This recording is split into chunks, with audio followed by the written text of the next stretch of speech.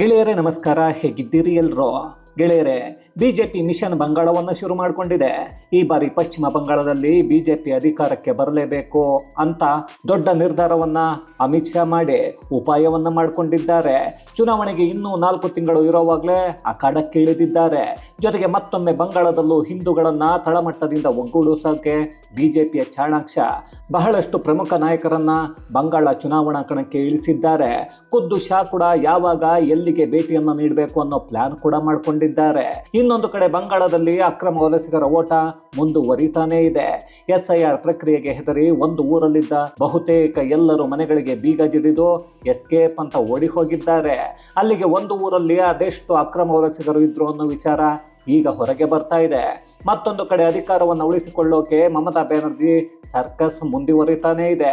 ಹಾಗಾದ್ರೆ SIR ಪ್ರಕ್ರಿಯೆಗೆ ಹೆದರಿ ಓಡಿ ಹೋಗ್ತಾ ಇರೋದು ಯಾಕೆ? ಒಂದೊಂದು ಊರಲ್ಲಿ ಅದೆಷ್ಟು ಅಕ್ರಮ ವಲಸಿಗರಿದ್ದಾರೆ, ಮಮತಾ ಮತ್ತೆ ಗೋಳಾಡ್ತಾ ಇರೋದು ಯಾಕೆ? ಎಲ್ಲವನ್ನ ಈ ವಿಡಿಯೋದಲ್ಲಿ ನೋಡ್ಕೊಂಡು ಬರೋಣ ಬನ್ನಿ. ಗೆಳೆಯರೇ, ದೇಶದಲ್ಲಿ ಬಹುತೇಕ ಎಲ್ಲ ಕಡೆ ಗೆಲ್ತಾ ಇರೋ ಬಿಜೆಪಿ ಪಕ್ಷಕ್ಕೆ ಬಂಗಾಳವನ್ನು ಗೆಲ್ಲೋಕೆ ಸಾಧ್ಯ ಆಗ್ತಾ ಇಲ್ಲ.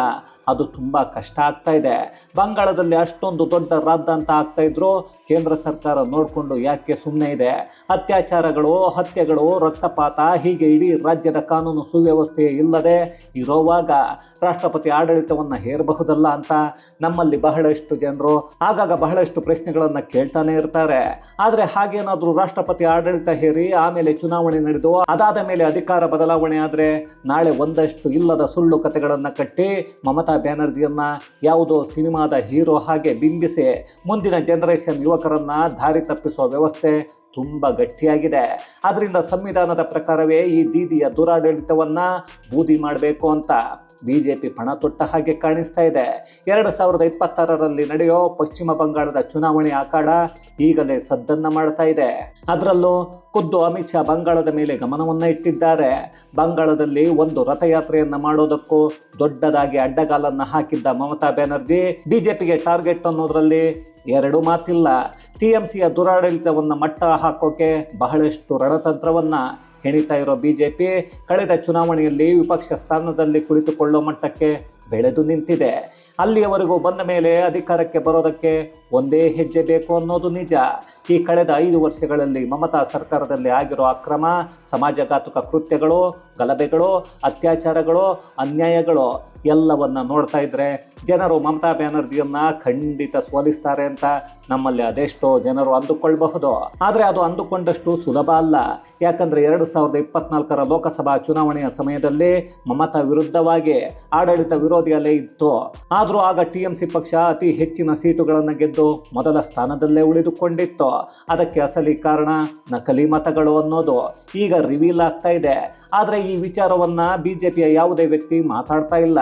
ಬದಲಾಗಿ ಅದೆಲ್ಲವನ್ನ ಮರೆತು ಅಮಿತ್ ಶಾ ರಣತಂತ್ರವನ್ನ ಮಾಡ್ತಾ ಇದ್ದಾರೆ. ಸಂಘಟನೆಯನ್ನ ಹೇಗೆ ಮಾಡಬೇಕು ಅನ್ನೋದನ್ನ ಅಮಿತ್ ಶಾ ಅವರಿಗೆ ಹೇಳ್ಕೊಡ್ಬೇಕಾಗಿಲ್ಲ. ಅದರಲ್ಲಿ ಚಾಣಾಕ್ಷ ಅನ್ನೋದನ್ನ ಎಲ್ಲರೂ ಹೇಳ್ತಾರೆ. ಅದು ನಮಗೂ ಗೊತ್ತಿದೆ. ಈಗ ಅದೇ ಕೆಲಸವನ್ನ ಬಂಗಾಳದಲ್ಲಿ ಮಾಡೋಕೆ ಮುಂದಾಗಿದ್ದಾರೆ.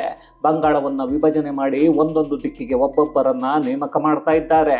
6 ಸಂಘಟನೆಗಳನ್ನ ಮಾಡಿ 6 ವಲಯಗಳನ್ನ ಮಾಡಿ ಅವುಗಳಿಗೆ ಹಿರಿಯ ಅನುಭವಿ ನಾಯಕರನ್ನ ಇಡೀ ದೇಶಾದ್ಯಂತ ಹುಡುಕಿ ತಗೊಂಡು ಬಂದು ನೇಮಕ ಮಾಡಿ ಮುಂದಿನ 6 ತಿಂಗಳು ಬಂಗಾಳದಲ್ಲೇ ಇರೋದಕ್ಕೆ ಆದೇಶವನ್ನು ಹೊರಡಿಸಲಾಗಿದೆ.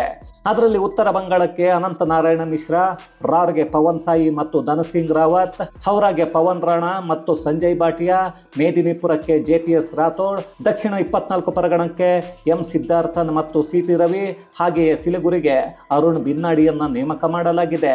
ಇಷ್ಟನ್ನ ಮಾಡಿದ್ದಾಯ್ತಲ್ಲ ಅಂತ ರಾಹುಲ್ ಗಾಂಧಿ ಹಾಗೆ ದೆಹಲಿಯಲ್ಲಿ ಕೂತ್ಕೊಂಡು ಇಲ್ಲ ಅಂದ್ರೆ ವಿದೇಶದಲ್ಲಿ ಕುಳಿತು ತಂತ್ರಗಾರಿಕೆಯನ್ನ ಮಾಡ್ತಾರ ಅಂದ್ರೆ ಖಂಡಿತ ಇಲ್ಲ. ಖುದ್ದು ಅಮಿತ್ ಶಾ ಅಖಾಡಕ್ಕೆ ಇಳಿತಾ ಇದ್ದಾರೆ. ಪ್ರತಿ ತಿಂಗಳು ಬಹಳಷ್ಟು ಸಲ ಬಂಗಾಳಕ್ಕೆ ಭೇಟಿಯನ್ನ ಮಾಡಿ ಅಲ್ಲಿನ ಪರಿಸ್ಥಿತಿ ಹೇಗಿದೆ, ಸಂಘಟನೆಗಳು ಹೇಗಿವೆ, ಅಲ್ಲಿ ಏನೆಲ್ಲ ಕೆಲಸಗಳನ್ನು ಮಾಡ್ತಾ ಇವೆ ಅನ್ನೋದನ್ನ ತಿಳಿದುಕೊಳ್ತಾ ಇರ್ತಾರೆ. ಜೊತೆಗೆ ಯಾವ ಹಂತದಲ್ಲಿ ಏನು ಮಾಡಬೇಕು ಅನ್ನೋ ಪ್ಲಾನ್ ಕೂಡ ಮಾಡ್ತಾನೆ ಇರ್ತಾರೆ.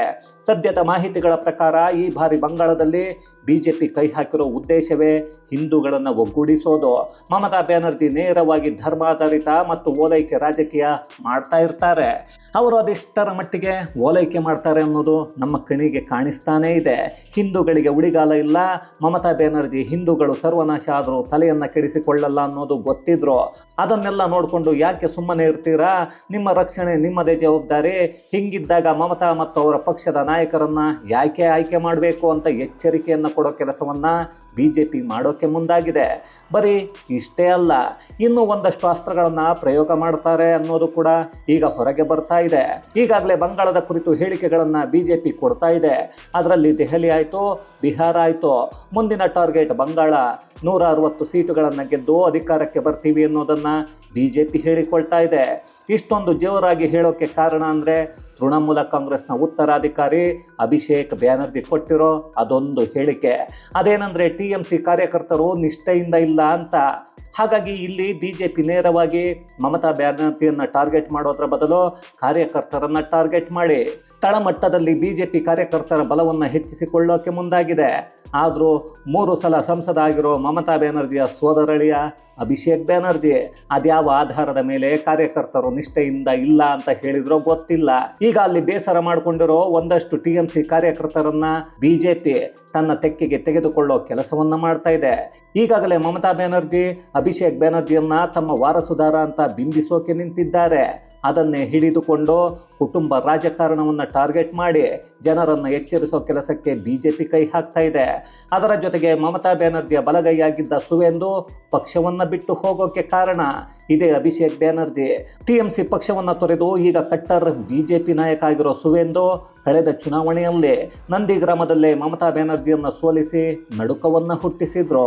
ಮಮತಾ ಬ್ಯಾನರ್ಜಿ ಪಕ್ಷದ ಪ್ರತಿಯೊಂದು ಲೆಕ್ಕಾಚಾರ, ಪಾಸಿಟಿವ್ಗಳು, ನೆಗೆಟಿವ್ಗಳು, ತಂತ್ರಗಾರಿಕೆಗಳು ಎಲ್ಲವೂ ಸುವೇಂದುಗೆ ಗೊತ್ತೇ ಇದೆ. ಹಾಗಾಗಿ TMC ಅನ್ನೋದು ಕಾರ್ಯತಂತ್ರ ಮಾಡೋ ಪಕ್ಷ ಅಲ್ಲ, ಕೆಲಸವನ್ನು ಮಾಡೋ ಪಕ್ಷ ಮೊದಲೇ ಅಲ್ಲ ಅನ್ನೋದು ಅವರಿಗೆ ಅನುಭವಕ್ಕೆ ಬಂದಿರುತ್ತೆ. ಅದು ಈಗ ಬಿಜೆಪಿಯ ಪಕ್ಷ ಸಂಘಟನೆಗೆ ಸಹಾಯವನ್ನು ಮಾಡುತ್ತೆ. ಇನ್ನು ಜಾತಿವಾರು ಲೆಕ್ಕಾಚಾರವನ್ನು ನೋಡ್ತಾ ಇದ್ರೆ ಬಿಹಾರಕ್ಕೂ ಬಂಗಾಳಕ್ಕೂ ಅಜಗಜಾಂತರ ಇದೆ. 30% ಮುಸ್ಲಿಮರೇ TMCಯ ಜೀವಾಳ ಅನ್ನೋದು ನಿಜ. ಅದೇ ಅಕ್ರಮ ವಲಸಿಗರ ಲೆಕ್ಕವನ್ನು ತೆಗೆದು ಹಾಕಿದರೆ ಮಮತಾ ಬ್ಯಾನರ್ಜಿಗೆ ಅತಿ ದೊಡ್ಡ ಹಿನ್ನಡೆ ಆಗುತ್ತೆ ಅನ್ನೋದು ಅಸಲಿ ನಿಜ. ಇದೇ ಕಾರಣಕ್ಕಾಗಿ ಬಿಜೆಪಿ ಹಿಂದೂಗಳನ್ನು, ಅದರಲ್ಲೂ ಹಿಂದುಳಿದ ವರ್ಗಗಳನ್ನು ಒಗ್ಗೂಡಿಸೋಕೆ ಮಾಸ್ಟರ್ ಪ್ಲಾನ್ ಮಾಡಿಕೊಂಡಿದೆ. ಕಳೆದ ಚುನಾವಣೆಯಲ್ಲಿ 77 ಕ್ಷೇತ್ರಗಳನ್ನು ಗೆದ್ದುಕೊಂಡಿದ್ದ ಬಿಜೆಪಿ 38% ಓಟುಗಳನ್ನು ಪಡ್ಕೊಂಡಿತ್ತು. ಅಧಿಕಾರವನ್ನು ಹಿಡಿದಿದ್ದ TMC 48% ಓಟುಗಳನ್ನು ಪಡ್ಕೊಂಡಿತ್ತು. ಅದೇ ಕಾರಣಕ್ಕೆ 10% ಅಂತರವನ್ನು ಹೆಚ್ಚಿಸಿಕೊಳ್ಳೋಕೆ ತಂತ್ರವನ್ನು ಹೆಣೆಯಲಾಗ್ತಾ ಇದೆ. ಒಂದು ಕಡೆ ಬಿಜೆಪಿಯ ತಂತ್ರ ಜೋರಾಗಿದ್ರೆ, ಇನ್ನೊಂದು ಕಡೆ ಮಮತಾ ನಿದ್ರೆ ಮಾಡದ ಹಾಗೆ ಮಾಡ್ತಾ ಇರೋದು ಮಾತ್ರ SIR ಪ್ರಕ್ರಿಯೆ. ಅಲ್ಲಿ SIRಗೆ ಹೆದರಿ ಓಡಿ ಹೋಗ್ತಾ ಇರೋ ಅಕ್ರಮ ವಲಸಿಗರಿಂದಲೇ ಬಹಳಷ್ಟು ಭಯಾನಕ ಸ್ಫೋಟಕ ವಿಚಾರಗಳು ತೆರೆದುಕೊಳ್ತಾ ಇವೆ. ಬಂಗಾಳದ ಕೇಶವಪುರ ಅನ್ನೋ ಒಂದೇ ಗ್ರಾಮದಲ್ಲಿ 80% ಅಕ್ರಮ ವಲಸಿಗರು ಇದ್ರು ಅನ್ನೋ ವಿಚಾರ ಈಗ ರಿವೀಲ್ ಆಗ್ತಾ ಇದೆ. ಅದರಲ್ಲೂ ನಕಲಿ ಐಡಿಗಳು ಸಿಕ್ಕಿಬಿದ್ರೆ ಏನಾಗುತ್ತೋ ಅನ್ನೋ ಭಯಕ್ಕೆ ಎಲ್ಲರೂ ತಪ್ಪಿಸಿಕೊಂಡು ಓಡಿ ಹೋಗ್ತಾ ಇದ್ದಾರೆ. ಕೇಶವಪುರದಲ್ಲಿದ್ದ 80% ಮನೆಗಳಿಗೆ ಬೀಗವನ್ನು ಜಡಿಯಲಾಗಿದೆ. ಅವರೆಲ್ಲ ಅಕ್ರಮ ವಲಸಿಗರೇ ಅನ್ನೋದು ಈಗ ಗೊತ್ತಾಗ್ತಾ ಇದೆ. ಹಾಗಂತ ಅವರೆಲ್ಲ ಇವತ್ತು ನಿನ್ನೇನೋ ಬಂದಿದ್ರ ಅಂದರೆ ಖಂಡಿತ ಇಲ್ಲ. ತುಂಬ ವರ್ಷಗಳಿಂದ ಇಲ್ಲೇ ಉಳಿದುಕೊಳ್ಳೋಕೆ ವ್ಯವಸ್ಥೆಯನ್ನು ಮಮತಾ ಮಾಡಿಕೊಟ್ಟಿದ್ದಾರೆ ಅನ್ನೋ ಅನುಮಾನಗಳು ಹುಟ್ಟಿಕೊಳ್ತಾ ಇವೆ.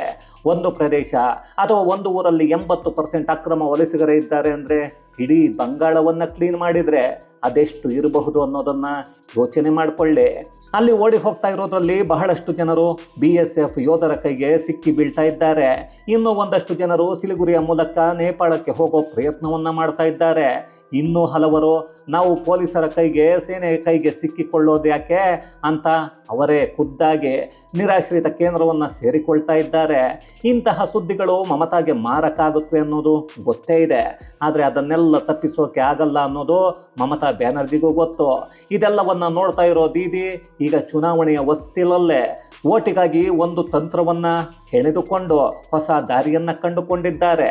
ಅದು ಸಿಲಿಗುರಿಯಲ್ಲಿ ದೊಡ್ಡದಾದ ಮಹಾಕಾಲ ದೇವಸ್ಥಾನ ನಿರ್ಮಾಣ ಮಾಡೋ ನಿರ್ಧಾರವನ್ನು ಮಮತಾ ಸರ್ಕಾರ ಕೈಗೆತ್ತಿಕೊಳ್ತಾ ಇದೆ. ಅದನ್ನು ಕ್ಯಾಬಿನೆಟ್ನಲ್ಲಿ ಪಾಸ್ ಕೂಡ ಮಾಡಿಕೊಂಡಿದೆ. ಆದರೂ ತಲತಲಾಂತರದಿಂದ ಹಿಂದೂಗಳನ್ನು ವಿರೋಧ ಮಾಡಿಕೊಂಡು ಬಂದಿರೋ ಮಮತಾ ಬ್ಯಾನರ್ಜಿ ಇದ್ದಕ್ಕಿದ್ದ ಹಾಗೆ ಹಿಂದೂಗಳಿಗಾಗಿ ದೇವಸ್ಥಾನ ನಿರ್ಮಾಣ ಮಾಡ್ತೀನಿ ಅಂತಾರೆ ಅಂದರೆ ಅಲ್ಲಿನ ವಾಸ್ತವ ಈಗ ಅವರಿಗೆ ಅರ್ಥ ಆಗ್ತಾ ಇದೆ ಅನಿಸುತ್ತೆ. ಇದನ್ನೇ BJP ಈಗ ಮತ್ತೆ ಅಸ್ತ್ರವನ್ನು ಮಾಡಿಕೊಂಡು ಮೂಲತಃ ಜಾತ್ಯತೀತ ಮತ್ತು ಕಮ್ಯುನಿಸ್ಟ್ ಪಕ್ಷದ ಸರ್ಕಾರ ಇಂಥ ದೇವಸ್ಥಾನ ಕಟ್ಟಬಹುದಾ ಅಂತ ಕೇಳೋಕೆ ಶುರು ಮಾಡಿಕೊಂಡಿದೆ. ಮತ್ತೊಂದು ಕಡೆ ಮಮತಾ ನಮ್ಮವರೆಲ್ಲ ಬಂಗಾಳವನ್ನು ಬಿಟ್ಟು ಹೋಗೋ ಹಾಗೆ ಮಾಡಿದರೆ ಸುಮ್ಮನಿರಲ್ಲ ಅಂತ ರೊಚ್ಚಿಗೆದ್ದಿದ್ದಾರೆ. ಆದರೂ ಮಮತಾ ನಮ್ಮವರು ಅಂದರೆ ಯಾರು ಅನ್ನೋದನ್ನು ಮಾತ್ರ ಸರಿಯಾಗಿ ಹೇಳ್ತಾ ಇಲ್ಲ. ಏನು ಆ ಬಂಗಾಳದಿಂದ ಅಕ್ರಮವಾಗಿ ಬಂದಿದ್ರಲ್ಲ ಅವರೆಲ್ಲ ಮಮತಾ ಕಡೆಯವರ? ಹಾಗಾದರೆ ಮಮತಾ ಕೂಡ ಅಲ್ಲಿಗೆ ಹೋಗಬಹುದಲ್ಲ? ಅದನ್ನು ಬಿಟ್ಟು ನಮ್ಮವರನ್ನು ಕಳಿಸಿದ್ರೆ ಅಂದರೆ ಏನು ಹೇಳಬೇಕು? ಅದೇನೋ ಬುದ್ಧಿಭ್ರಮಣೆ ಆದವರ ಹಾಗೆ ಆಗಾಗ ಏನೇನೋ ಮಾತಾಡ್ತಾ ಇರ್ತಾರೆ. ಇದೆಲ್ಲ ಬೇಕಿತ್ತ ಅನ್ನೋ ಹಾಗೆ ಮುಂದಿನ ಚುನಾವಣೆಯಲ್ಲಿ ಆದರೂ ಆಶ್ಚರ್ಯವನ್ನು ಪಡಬೇಕಾಗಿಲ್ಲ. ಅದೇನೇ ಆದರೂ ನಮ್ಮ ದೇಶದ ಪ್ರಜೆಗಳು ಮತವನ್ನು ಚಲಾವಣೆ ಮಾಡಿ ಆಯ್ಕೆಯಾಗೋ ನಾಯಕರು ಆಡಳಿತ ನಡೆಸಬೇಕು. ಅದನ್ನು ಬಿಟ್ಟು ಬಾಂಗ್ಲಾದೇಶದ ಅಕ್ರಮ ವಲಸಿಗರನ್ನು ಸಾಕಿ ಅವರಿಂದ ಮತವನ್ನು ಪಡೆದು ದೇಶವನ್ನು ಹಾಳು ಮಾಡ್ತಾ ದೇಶಕ್ಕೆ ಮಾರಕ ಆಗ್ತಾ ಇರೋ ಮಮತಾ ಬ್ಯಾನರ್ಜಿಯದ್ದು ಒಂದು ಜೀವನನ ಅನ್ನೋದನ್ನು ದಯವಿಟ್ಟು ನೀವೇ ಕಮೆಂಟ್ಸಲ್ಲಿ ತಿಳಿಸಿ. ಇದು ಗೆಳೆಯರೆ, ಪಶ್ಚಿಮ ಬಂಗಾಳದಲ್ಲಿ BJPಯ ಮಾಸ್ಟರ್ ಪ್ಲ್ಯಾನ್ ಮತ್ತು ಅಮಿತ್ ಶಾ ಅಖಾಡಕ್ಕಿಳಿದಿರೋದ್ರ ಕುರಿತಾದ ಒಂದಷ್ಟು ಮಾಹಿತಿ. ಮತ್ತಷ್ಟು ವಿಶೇಷತೆಗಳೊಂದಿಗೆ ಮುಂದಿನ ವಿಡಿಯೋದಲ್ಲಿ ಭೇಟಿಯಾಗೋಣ. ಅಲ್ಲಿಯವರೆಗೂ ಕನ್ನಡವೇ ಸತ್ಯ, ಕನ್ನಡವೇ ನಿತ್ಯ.